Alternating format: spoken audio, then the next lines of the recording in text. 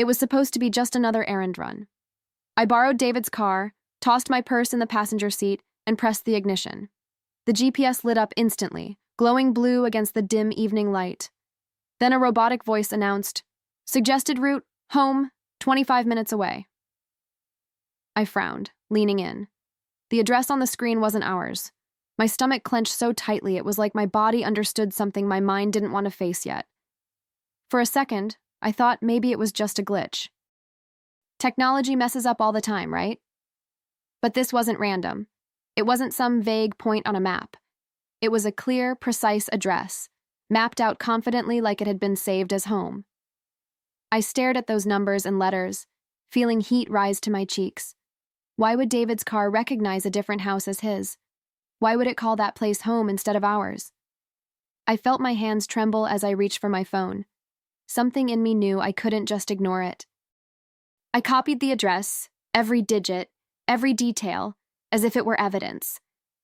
My pulse was hammering so hard I could feel it in my throat. I whispered under my breath, almost afraid of the sound of my own voice. That's strange. Why would David's car think this is home? And in that moment, the seed of suspicion had already taken root. I sat there for a moment, gripping the steering wheel as if it could steady me. The neighborhood around me blurred into the background, my focus locked on that glowing address. My gut twisted, that quiet inner voice I'd ignored too many times now screaming louder. I knew David's habits, his routines, the way he clung to predictability. If the GPS called that place home, it wasn't by accident. I told myself to breathe, but every inhale felt shallow, shaky. Memories flashed through my mind. David insisting he was working late, brushing off my questions, those sudden errands that never made much sense. Each one of those little red flags lined up neatly in my head, forming a pattern I'd refused to see until now. My chest ached, a heavy mix of dread and clarity pressing down on me. Without overthinking, I pulled out my phone and typed the address into my Maps app. Watching it appear on the screen made it real, undeniable. My finger hovered over the navigation button, but I couldn't bring myself to go there. Not yet. Instead, I saved it. Quietly, carefully, as though locking away a secret I wasn't ready to open. But I knew I eventually would. The drive that evening felt endless. Every turn of the wheel seemed to echo with that address pulsing in the back of my mind. I glanced at the GPS more times than I'd like to admit, half expecting it to vanish, half dreading it might lead me to something I couldn't unsee.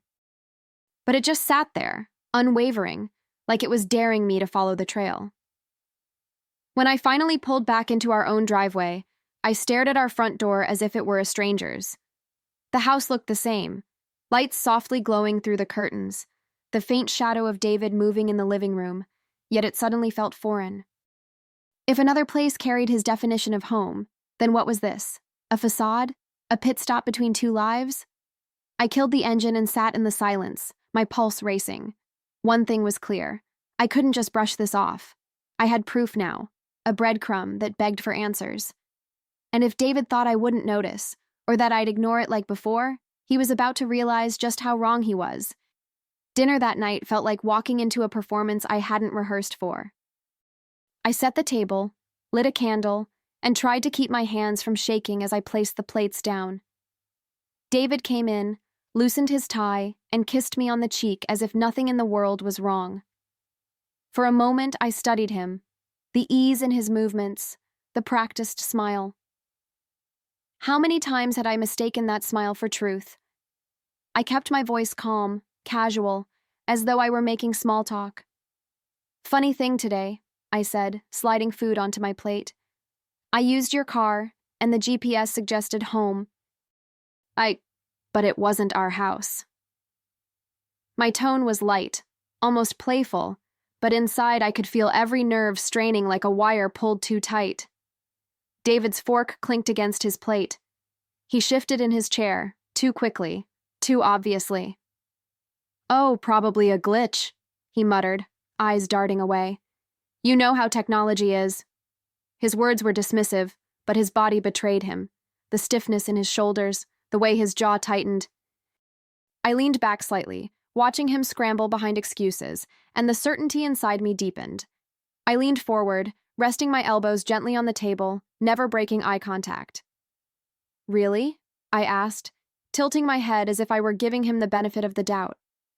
Because it gave me an exact address, not some random location. Do you want to explain who lives there? My words were soft, but deliberate, meant to cut through his rehearsed charm. His eyes flickered, a tell I'd learned long ago. Laura? He snapped, his tone sharp, defensive. You're being paranoid, always looking for problems where there aren't any. Can't we just have one normal evening without your suspicions? His voice rose, filling the room, but the louder he became, the clearer his guilt rang in my ears. Inside, my stomach churned, but outwardly, I stayed composed. I let a small, knowing smile tug at my lips because I didn't need him to confess. His denial already said it all. I could almost hear the cracks forming in the careful walls he'd built, and with every word he spit out, I felt my resolve harden. This wasn't the end of the conversation.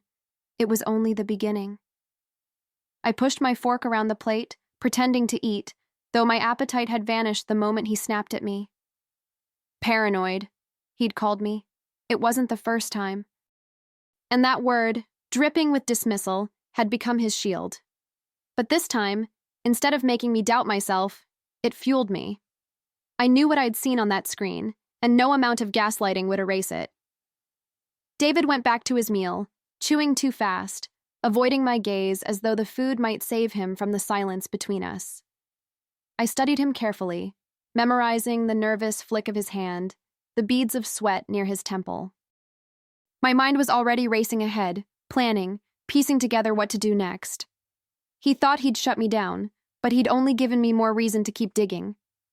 So I stayed quiet, letting him think he'd won. I poured him more wine, smiled faintly, and played along with the charade of dinner. Because I knew the truth was out there, waiting at that address, and I wasn't about to let his lies sit unchallenged for much longer. Tomorrow, I would go see it for myself. The next morning, I woke up with the address heavy in my chest, as if it had followed me into my dreams.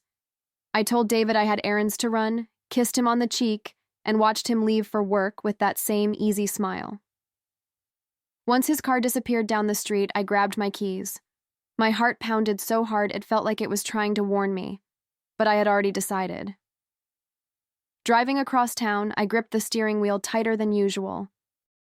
Every red light felt like it was mocking me, stretching out the seconds until I could face whatever truth waited ahead. When I finally pulled up to the street, I spotted the building right away. A modest apartment complex. Nothing flashy, nothing that screamed betrayal, but it hit me harder than any mansion ever could. I parked a few spots away, sliding down in my seat like some amateur detective. My palms were damp, my throat dry. Part of me still hoped I was wrong, that I'd laugh at myself later for spinning stories out of a glitch, but deep down, I already knew. And all I needed now was proof. I waited. Minutes dragged like hours, the hum of passing cars filling the silence inside mine. I kept glancing at the entrance of the building, my stomach tightening with every person who walked by. Then, like a scene I couldn't pause or rewind, David's car turned into the lot. My breath caught. I ducked slightly, pulse thundering in my ears, praying he wouldn't notice me. He parked with an ease that made my blood boil. This wasn't the first time he'd been here. It was routine, familiar. I watched him step out, adjust his jacket, and check his reflection in the window as if he were about to meet someone worth impressing. That small, unconscious gesture told me everything. He wasn't here on business. He was here for her. The door to the building swung open, and there she was. Young, radiant, with that careless glow of someone who believes they've won. She greeted him with a kiss so natural it sliced me open. My nails dug into the steering wheel, my breath shallow. In that instant, the truth was undeniable. This wasn't an affair starting. This was a second life already in motion. I froze, watching them disappear inside, their laughter faint but sharp enough to pierce through the glass of my car. My throat tightened, but no tears came, only a cold, focused clarity. The kind that shows up when pain sharpens into resolve. I pulled out my phone with hands steadier than I expected and snapped a photo of them together, then another of his car parked outside. Evidence, proof. No more paranoia. As I zoomed in on the pictures, a bitter thought crossed my mind. Even the GPS had been more honest with me than David. That machine had led me straight to the truth he'd been hiding. And now, instead of feeling broken, I felt something else stirring inside me. Power. Because once you hold the truth in your hands, you get to decide what to do with it. I sat there a few more minutes, steadying my breath, my grip tight on the phone. This wasn't just about betrayal anymore. It was about control. He thought he was clever, untouchable, but he'd underestimated me. By the time I started the engine to drive away, I already knew. David's second life was about to cost him his first one. The next few days, I played the role of the dutiful wife flawlessly. Smiles, small talk, even laughter when David cracked one of his tired jokes. Inside, though, every move I made was calculated. While he thought he'd fooled me, I was carefully laying the groundwork. I had photos, receipts, and screenshots saved in a folder he'd never touch. Each piece was a weapon, waiting for its moment. One evening, as he lounged on the couch scrolling through his phone, I sat beside him and spoke with a sweetness that almost startled me. "I've been thinking," I said softly, "maybe we should have a small dinner with your parents, a few close friends. It's been a while since we all gathered." I watched his face carefully, the relief washing over him like a man who thought the storm had passed. "That's a great idea," he said, grinning, kissing my hand like the husband he pretended to be. "Maybe this will help you stop overthinking." I smiled back, hiding the sting his words should have left. Let him believe I was fragile, paranoid, desperate to hold on to him. The truth was, the dinner wasn't for celebration, it was for revelation. And I'd be the one pulling back the curtain. From that moment, I started preparing in secret. While he was at work, I sat at the dining table with my laptop, carefully printing the photos of him with her, enlarging the one where their lips met outside the apartment. I added the GPS screenshot too, the glowing proof that his car knew his real home better than I did. Then came the receipts I'd quietly gathered from his jacket pockets and email confirmations he forgot to delete. Each item went into a neat envelope, organized like a case file. I imagined the dinner table, his mother sitting primly, his father asking about work, our friends sipping wine and smiling politely. I pictured their faces when the truth came crashing down, the way their polite laughter would be replaced by stunned silence. The thought didn't sadden me, it fueled me. He deserved to be stripped bare, not in private, but in front of the very people who thought he was respectable. When I looked at myself in the mirror that night, I hardly recognized the woman staring back. There was no fear left in her eyes, no hesitation, just focus. David had built a second life in secret, but I was about to end both of them in one single night. And the beauty of it? He wouldn't see it coming until it was far too late. The night of the dinner arrived, and I moved through the house like an actress hitting her marks. I arranged the plates, lit the candles, and placed the envelope in a drawer where only I would find it at the right moment. When guests began to arrive, I greeted them with warmth and practiced ease, all the while feeling like a conductor about to lift the baton and unleash the score I'd composed. David was charming, a little too relaxed, convinced his little secret was safe.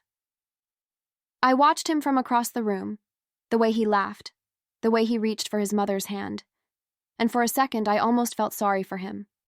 Then I remembered the kiss on that apartment stoop, the photos on my phone, the GPS glowing like an accusation.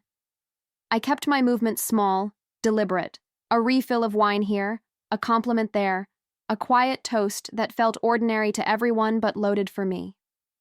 Inside, my heartbeat matched the tempo of the evening, building toward the moment when I would let the truth land. I wasn't looking for cruelty. I wanted clarity, a clean break so no one could dismiss what he'd done. When the time came, I would speak, calm, precise, and irrevocable, and the room would know what his private life had cost us all. Everyone was gathered around the table, the air filled with the clink of glasses and polite chatter. David looked so smug beside me, so sure of the illusion he'd built. I let him enjoy it, pouring him another glass of wine, smiling just enough to keep the mask in place. My hand brushed the envelope hidden near my seat, my pulse steady now. This wasn't nerves anymore. This was power. When the conversation lulled, I cleared my throat gently.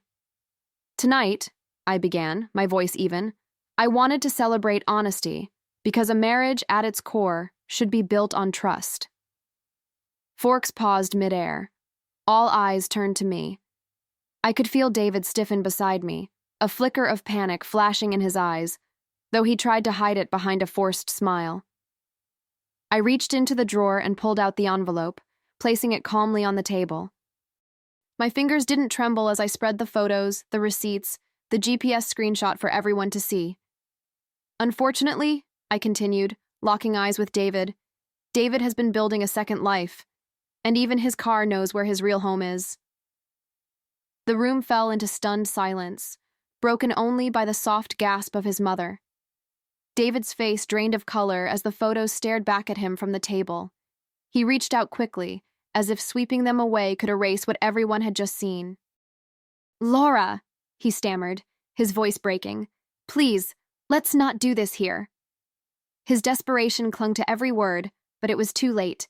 The damage was done, the truth laid bare in front of those who once respected him. I straightened in my chair, my voice calm but sharp. "Why not? They deserve to know who you really are. Your parents, our friends, the people who believed in us. They should know that while I was building a home, you were building a lie." My words landed like stone, deliberate and cold, and I didn't flinch when his eyes pleaded with me. Around the table, the silence was heavy. His father's jaw was tight, his mother's hands trembled in her lap. A friend shifted uncomfortably, refusing to meet David's eyes. The weight of their disappointment settled over him like a shroud, and for once I didn't shrink under the tension. I sat tall, steady, and let him feel every ounce of the humiliation he had earned. David tried to speak again, but the words caught in his throat. He looked around the table, desperate for someone to defend him, but no one moved. No one offered him a lifeline. I could almost see the moment he realized he was utterly exposed, not just to me, but to everyone whose opinion he valued. And in that silence, I felt stronger than I had in years. I leaned forward slightly, my voice low, but carrying enough to reach every corner of the room. "Even your GPS knew the truth before I did. It led me straight to the place you called home, the place where she was waiting for you." His eyes dropped to the table, shame flushing his face, but I didn't let him escape the weight of my words. The rest of the dinner unfolded in whispers and stunned faces, but I hardly noticed. For me, the moment was already complete. I had pulled off the mask he wore so carefully, and there was no repairing it now. What happened after this night would be his problem to solve. For me, it was the beginning of something else entirely. Months passed, and the storm had finally settled. The divorce papers were signed, the ink dry, and for the first time in years, I felt light. I bought my own car. Nothing fancy, but it was mine, with keys that only fit my hands. No shared logins, no secret addresses hiding in its GPS. When I slid behind the wheel, I felt free, like the road ahead belonged only to me. I started planning trips I'd always dreamed of but had set aside for David's schedule. A weekend by the ocean, a drive to the mountains, even long, aimless rides where the destination didn't matter. With every mile, I stitched myself back together, one stretch of open road at a time. The silence no longer felt heavy. It felt like peace. One afternoon, I spotted him in town. David. His shoulders slumped, his face drawn, his smile long gone. He looked smaller, as if the weight of his choices had finally caught up with him. He stopped me, eyes desperate, voice pleading. "Laura, I made a mistake. Can we try again?" I looked at him, really looked, and for a moment I almost felt the echo of the woman I used to be. The one who would have believed his promises, who would have clung to hope even when it was poison. But that woman was gone. In her place stood someone stronger, someone who had faced the truth and chosen herself. His words no longer had the power to bend me. "I made a mistake," he said again, softer this time, as if repeating it might soften me too. But all I felt was distance. Between us stood not just months of silence, but every lie he'd ever told, every night he'd spent calling another place home, and no apology, no desperate tone could bridge that gap. I smiled, calm and steady, not out of cruelty but out of certainty. My GPS finally knows the right address now, I told him, my voice unwavering. It leads to my happiness, and you're not part of it. I turned away, leaving him with his regret, while I carried only freedom. As I walked away, the sun hit my face, warm and golden, as if the universe itself was affirming my choice. The sound of my footsteps on the pavement felt steady, confident, like a rhythm guiding me forward. For so long, I had lived under the shadow of his secrets, but now every step was my own. No lies, no betrayals, no hidden addresses, just me. That night, I drove with the windows down, the wind tangling my hair, the radio playing songs I hadn't listened to in years. Each mile stretched out like a promise, a reminder that I had escaped the cage I hadn't even realized I was in. Freedom didn't feel loud or dramatic. It felt quiet, certain, like the steady hum of an engine taking me exactly where I belonged. For the first time, the word home had nothing to do with a house or an address. It was inside me, a place I carried wherever I went. And as the city lights faded behind me, I smiled to myself. I wasn't lost anymore. I was exactly where I was meant to be.